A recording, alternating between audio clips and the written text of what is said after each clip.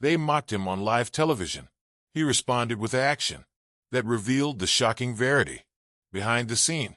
The night began like any other for the millions of observers who tuned into their favorite late-night comedy show. The familiar preamble music played.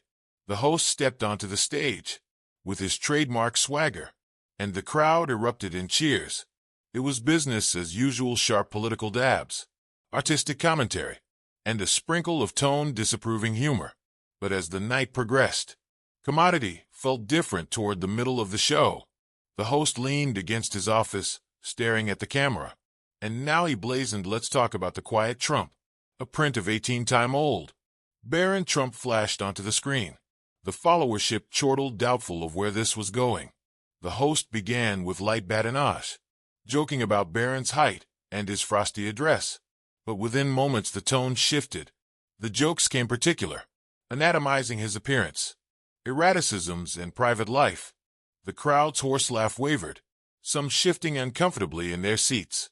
For a brief second indeed the host dithered, as if realizing he might be crossing a line, but rather of pulling back. He doubled down. The punchline landed roughly, inspiring gasps rather of horse laugh. At home in Florida, Barron was scrolling through his phone when clips of the member started popping up on social media. His original response was unbelief.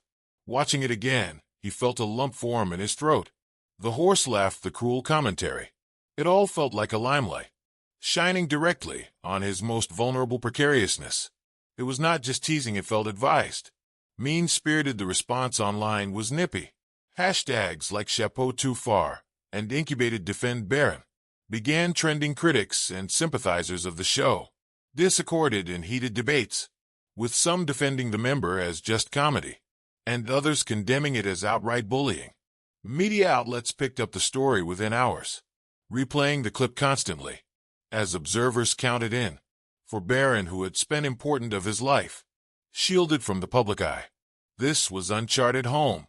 He'd grown up watching his family navigate dishonors and difficulties, but he'd always been the quiet one, the bone, who stayed in the background. Now the limelight was on him, and he was not sure how to handle it. His family was quick to rally around him. Melania Trump, fiercely defensive of her son, was the first to speak out. "My son is a public figure," she said in a statement. "Children should be off limits, no matter who their parents are." The comment drew praise from sympathizers, and indeed some critics, but it did little to quell the growing disagreement.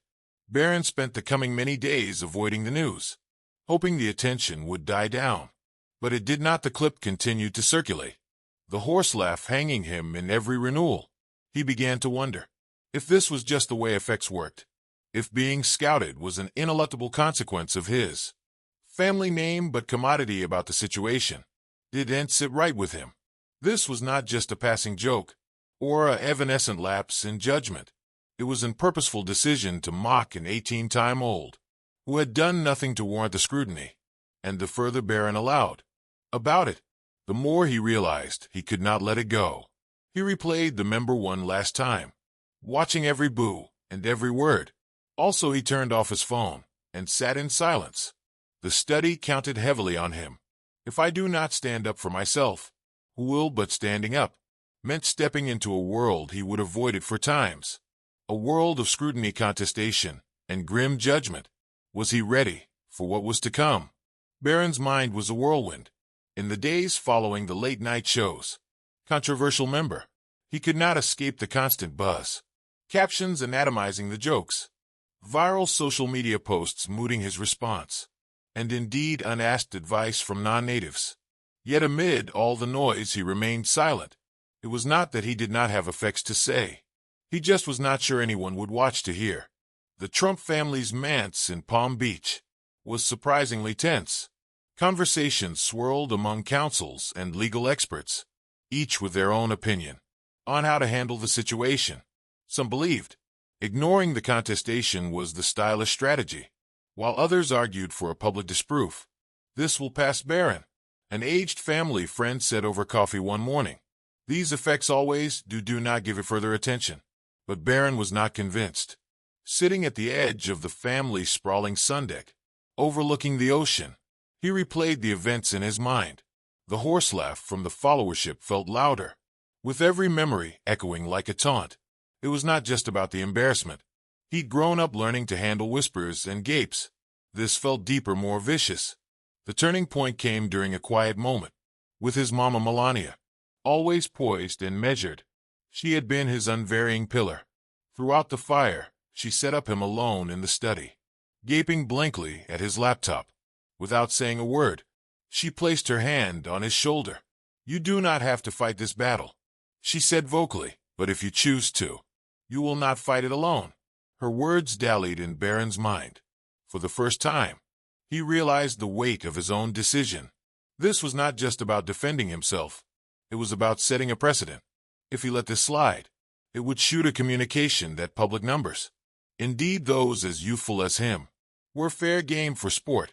And what about others who faced bullying, without the platform to speak out?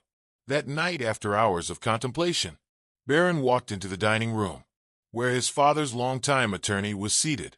The man had an imposing presence, his tableware hair oiled back, and his briefcase neatly placed by his side. He looked up as Barron entered, raising an eyebrow in curiosity. "I have made my decision," Barron said, his voice steady despite the weight of his words. "I want to file an action." The attorney leaned back in his president, studying the youthful man in front of him. "You understand what this means, don't you? This will not just be about the jokes. The media will pick you piecemeal. They'll dig into your life, your history, everything.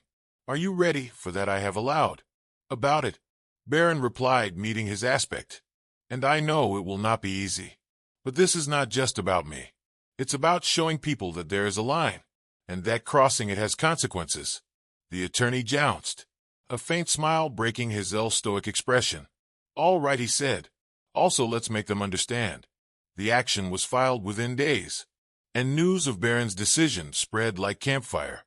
Media outlets attacked on the story, assaying every detail of the case, and assuming on the outgrowth. The action was not just a legal battle. It was an artistic flashpoint.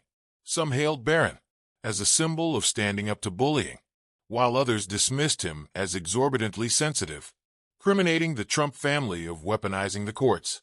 But for Barron, the opinions did not count presently. He had made his choice, and there was no turning back.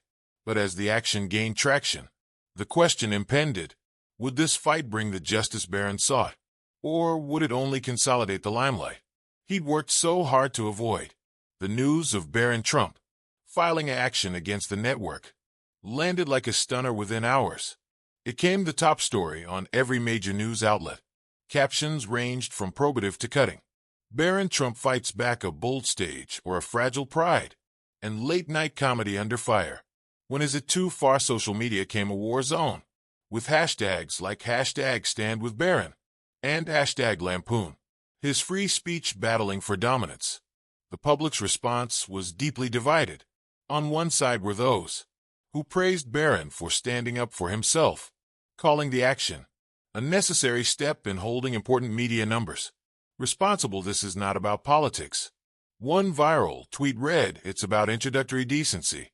Leave kiddies out of it." Others still saw the action as an overreaction, criminating the Trump family of exploiting the situation for attention. "Comedy is comedy," a popular pundit argued during a String News member. "If we start laundering jokes, where does it end?" The network itself originally tried to play down the contestation. A prophet released a precisely drafted statement, emphasizing their commitment to free speech and humor, while expressing vague remorse over any offense caused. But the damage control was not enough. Critics refocused out that the reason stopped suddenly of addressing the real issue: the targeting of an 18-time-old who had designedly avoided the public eye. The host, meanwhile, remained silent, known for his smelling humor and unapologetic style. He came the center of the storm.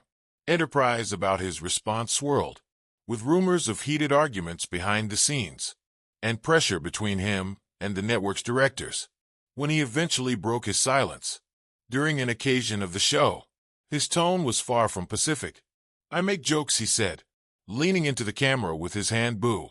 "Some people can take them, and some people can't." The followership laughed, but the moment felt uncomfortable. indeed forced online. The clip was deconstructed endlessly, with numerous calling it a non-reason. As the action gained instigation, the story began to take on a life of its own. Legal judges counted in, mooting whether Barron's case had merit. Some argued that Lampoon was defended under the First Amendment, and that the action would eventually fail. Others refocused to the blurted emails from the show's directors, which suggested a deliberate trouble to provoke as an implicit game changer. Amid the chaos, Barron remained largely out of sight. He avoided interviews, choosing rather to let his legal platoon handle the public narrative. But the pressure counted heavily on him. Musketeers who formerly called to check in grew distant, doubtful of how to navigate his unforeseen notoriety. Non-natives approached him in public, either offering words of stimulant or hurling cuts. Still, Barron refused to back down. This is not about winning or losing, he commended to his counsel during a late-night meeting. It's about making sure people know this kind of jest is not okay. The network still wasn't about to fold fluently. Their attorneys mounted an aggressive defense, framing the action as an attack on freedom of speech. They painted Barron as exorbitantly sensitive, someone who could not handle the inoffensive ribbing that came with being part of a high-profile family. But the blurted emails from the show's directors, revealed during the early stages of the case, told a different story. Words like "make it sting" and "push the envelope" painted a picture of deliberate malignancy, and the public began to shift. Indeed, some of the show's most pious suckers set up themselves, questioning the ethics of targeting a teenager. But as the lines between comedy, atrocity, and responsibility blurred, the world awaited to see whether the courtroom would deliver justice or simply further spectacle. While the world suspected on the action's outgrowth, Barron's legal platoon worked lifelessly. Before unrestricted doors, the office of his lead attorney, came a war room. Walls lined with documents, timelines, and maps mapping out every angle of the case. It was not just about winning. It was about erecting an watertight argument that would stand up to the network's important defense. Platoon the emails from the show's directors were a gold mine of, fixed on the polished wood of the office in front of him. Across the room, the network's high-powered legal platoon appeared relaxed, swapping casual whispers, as if this were just another day in court. The host, specially absent, came a point of contention in the media. Nearly incontinently, the opening argument set the tone. The network's attorneys framed the case as an attack on free speech, describing their customer as a funny man, exercising his indigenous rights. Lampoon has always been a foundation of our republic, the lead attorney placarded, his voice roaring through the courtroom.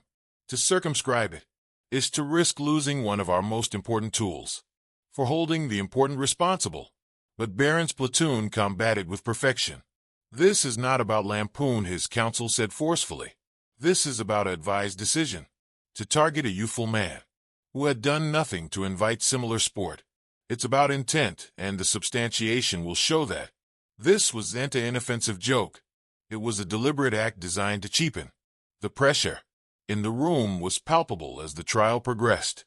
The highlight of the proceedings came when the ignominious emails from the directors were presented as substantiation. The words "push the line" and "let's make it soak" were projected onto a large screen for everyone to see. Gasps gurgled through the courtroom, and the jury's expressions shifted from neutral to uneasy. The defense climbed to play down the emails, arguing that they were taken out of environment. The nature of comedy is to provoke, their counsel claimed. These conversations were part of the creative process, not an attack plan. But the execution's coming substantiation drove the point home. A former patron for the show, who had left under murky circumstances, was called to swear she was nervous, wriggling with her hands as she took the stage.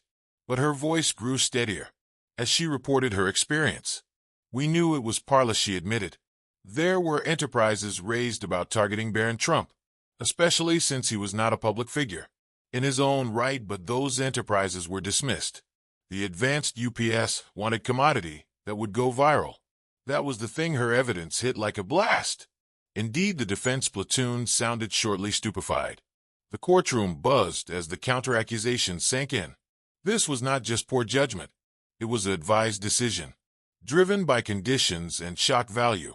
Barron's moment came when he was called to the stage. The courtroom fell silent.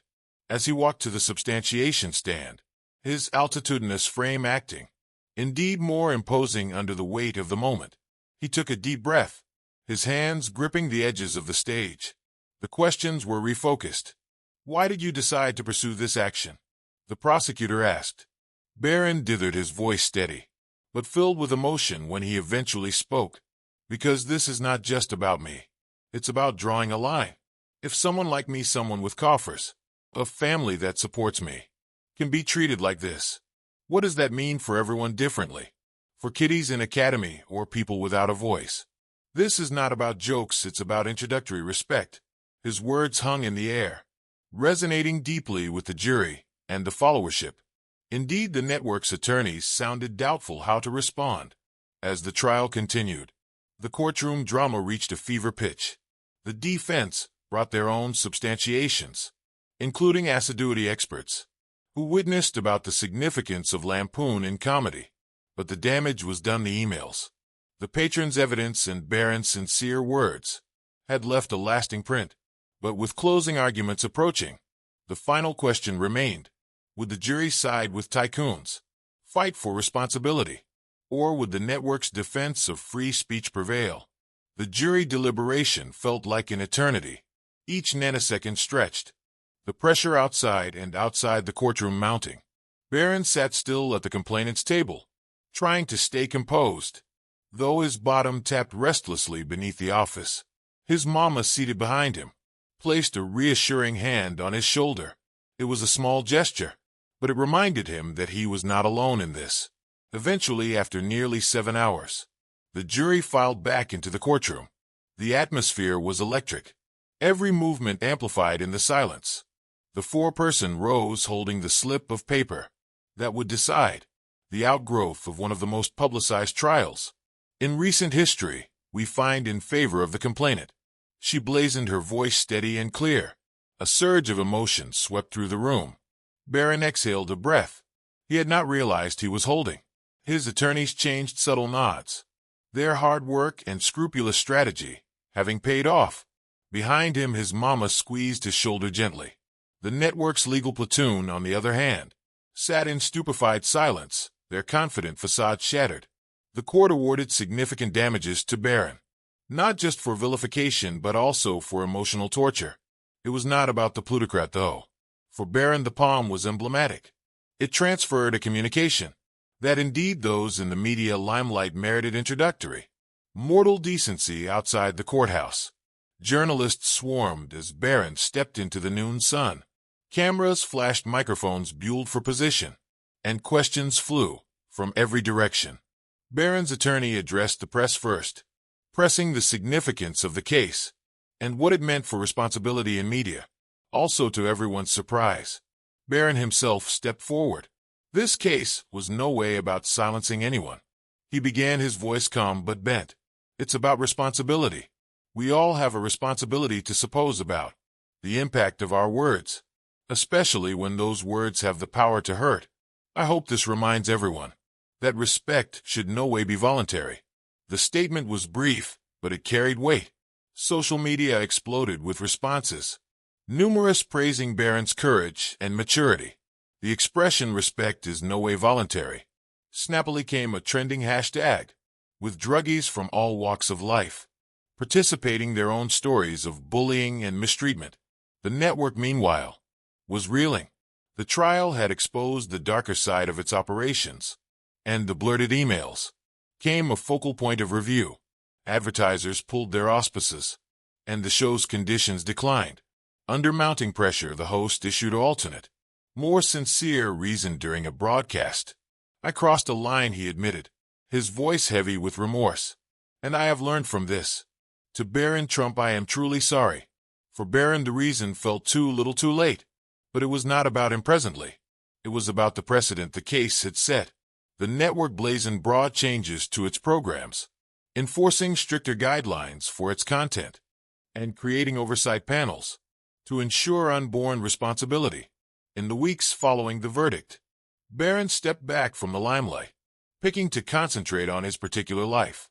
But he did not let the experience fade into the background.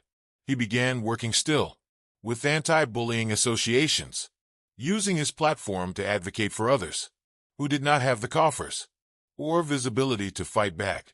Letters poured in from non-natives across the country, parents thanking him for standing up, teens participating their own jests with bullying, and indeed former critics, admitting they had changed their perspective. One letter from a schoolteacher in pastoral Montana stood out to him. "Your courage gave my scholars an assignment. No text ever could it read. Thank you for reminding us all that indeed small voices can make a big difference." The suit's ripple goods extended far beyond Barron's particular poem. It reignited exchanges about the liabilities of media and the power dynamics between public numbers and those who apply influence over them. More importantly, it reminded people of the value of empathy. Indeed, in a world that frequently seems to thrive on conflict. But for Barron, the topmost poem was not the courtroom decision or the public recognition. It was the consummation that he could make a difference, not by following someone differently's path, but by standing establishment on his own. Barron's trip was not just a caption-grabbing action. It was a defining moment that transcended his particular battle. For numerous, it came a symbol of adaptability, evidence that indeed the quietest voices could demand to be heard. The case had brought him into a limelight he had long avoided, but rather of shrinking from it. He stood altitudinous, turning the attention into a platform for change. In the weeks and months following the verdict, the impact of the case continued to reverberate. Seminaries held conversations about cyberbullying and the consequences of words. Inspired by Barron's decision to take a stage, anti-bullying associations reported a swell in donations, with numerous crediting the high-profile case for drawing attention to their work. Exchanges that had formerly sounded theoretical about the line between free speech and responsibility came particular and critical for millions of people. For Barron, life sluggishly returned to a new kind of normal. He enrolled in counsel, fastening on his studies while still continuing his advocacy. He kept a brochure of letters and emails from people who had reached out to thank him, a memorial of the lives he'd touched. Every now and also he'd reread a many, grounding himself in the purpose behind his fight. But the assignments of his experience extended far beyond the courtroom. He had learned that standing up for oneself wasn't just about guarding particular quality. It was about setting an illustration for others. In taking on a media mammoth, he had shown that no bone, no matter how important, was above responsibility. And in the process, he had readdressed what it meant to be a Trump, not through contestation or conflict, but through compassion and strength. The moral of the story was clear. Words matter. They've the power to hurt, to heal, to divide, and to bring people together. And while freedom of speech is a foundation of society, it comes with an inversely important responsibility to use that freedom wisely and with empathy. As Barron reflected on his trip, one study remained constant: the significance of taking a stage. Indeed, when the odds feel invincible, it's not about the size of the fight, he formerly said in an interview. It's about the reason behind it. If you are standing up for what is right, you've formerly won. So to those watching, the challenge is clear. What will you stand for?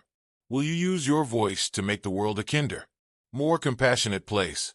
Whether it's speaking out against injustice or offering support to someone who needs it, every action matters. If Barron's story has inspired you, let it be a call to action. Share this videotape, leave your studies in the commentary, and subscribe to this channel for further stories that remind us of the strength and courage within us. All because the fight for quality and respect isn't just tycoons' fight, it belongs to all of us. Together we can ensure that the world becomes a place where kindness and responsibility are no way voluntary.